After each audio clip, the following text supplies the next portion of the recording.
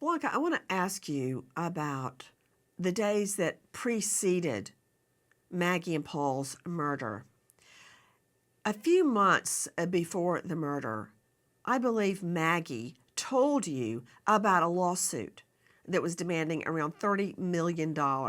Now, that lawsuit, of course, was the death of a 19-year-old girl, Mallory Beach, who was in a boat with Paul driving drunk, horribly drunk. Maggie was worried about that money, wasn't she? She was worried about the money, and Alec knew it because when the first time she ever mentioned, they ever mentioned it, it kind of hushed up right there at the counter in the kitchen.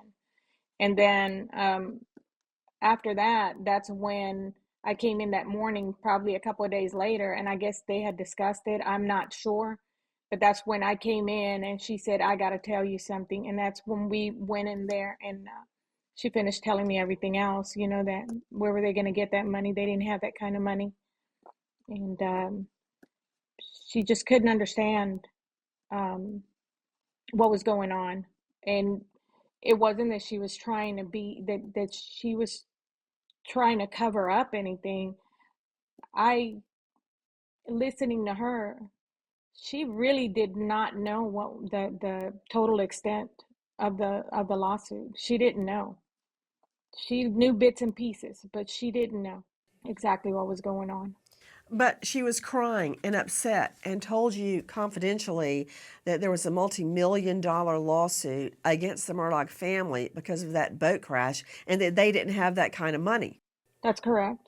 Alec didn't like any crying. Um, I remember her telling me that. Um, if he ever says anything and you feel bad or he makes you feel bad, just don't let him see you cry. Um, so I I believe that's why we went in that room, even though he was there at the house, but he was all the way on the other side. And when we went in there, she could express herself. No judgment. I had no reason to judge her. I just listened to her. So Maggie would have to walk off in another room and shut the door so Murdaugh would not see her cry? Yeah, she didn't cry in front of him. That was just one thing.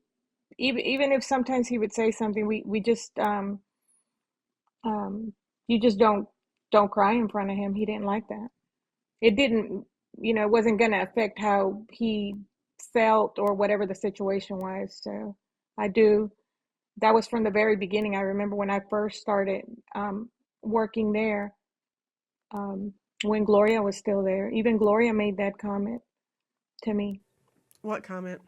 about if he says anything that might hurt your feelings, don't let him see you cry.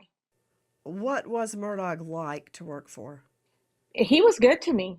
I I never had an I can't. I know there's people that want me to speak badly about him or say things, as far as when I worked there. Um, he was always um, he was always very nice to me. Anything that I needed. Blanca? Blanca, Yes, I want you to understand that I don't want you to say anything other than the truth. Because believe me, I've seen plenty of killers, stone cold killers, that had everybody else charmed. So I'm not surprised at all. I mean, how do you think he got all those bank loans for millions and millions of dollars? He charmed the bank into thinking that he could pay it all off. He charmed all of his clients and stole their money, I agree. even clients I that were agree. quadriplegics. So I would not expect anything different because he needed you. He needed you to see him in a certain way. Now, I'm curious. Many people have told me, hey, that's not in evidence. That's not true. But isn't it true that the night of the murders, Maggie told you she had been called to the hunting lodge, Moselle. She didn't want to go because she was at the beach house and didn't want to leave yet. But Murdaugh called her and convinced her to come to Moselle the night she was murdered. She did, and I have the text where she said she didn't really want to go. I still have her text on my phone.